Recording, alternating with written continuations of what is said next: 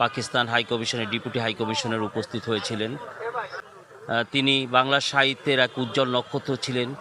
140টির উপরে তার বিভিন্ন গ্রন্থ ছিল।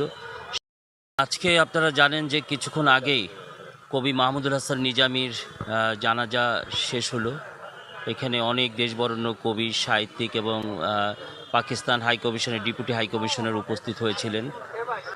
কবি মাহমুদুল হাসান নিজামী বহু ভাষাবিদ ছিলেন। তিনি বাংলা সাহিত্যের এক উজ্জ্বল নক্ষত্র ছিলেন। 140টির উপরে তার বিভিন্ন গ্রন্থ ছিল।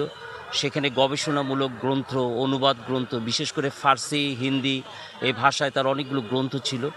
এবং তিনি বাংলাদেশের একমাত্র কবি যে গত 5 দশক ধরে এই বইমেলায় যাদের বইয়ের মোড়ক উন্মোচন হয়, আমার জানা মতে তিনি সবচেয়ে বেশি বইয়ের মোড়ক উন্মোচনের প্রধান অতিথি হিসেবে অংশগ্রহণ করেছিলেন। এবং তিনি সাহিত্য অঙ্গনে যে যেখানে ডাকতো সেখানেই ছুটে যেতেন, এবং এই ছুটে গিয়েই কিন্তু তার মৃত্যু হলো। এই রংপুরে ছুটে গিয়েছিলেন এবং সেখানেই তিনি অকালে চলে গেলেন। আজকে আসলে তার এই মৃত্যুতে যে ক্ষতি হলো এটি অপূরণীয়। আমরা আশা করব যে বাংলাদেশের সরকার তার যে দীর্ঘদিনের যে সাহিত্যের যে সাধনা এবং আধিপত্যবাদের বিরুদ্ধে তার যে আপসীন সংগ্রাম, এই বিষয়গুলো বিবেচনা করে তার প্রতি মূল্যায়িত করবেন। তাকে বাংলাদেশ সরকার তাকে যথাযথ মর্যাদা দেবেন, আমি এই প্রত্যাশা করছি।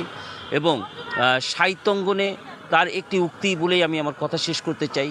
সেই জুলাই গণঅভ্যুত্থানে তার একটি কবিতা ছিল, দিল্লি না ঢাকা, ঢাকা ঢাকা। তার এই ঐতিহাসিক কবিতা তখন সবার মুখে মুখে স্লোগানে মুখরিত হয়েছিল।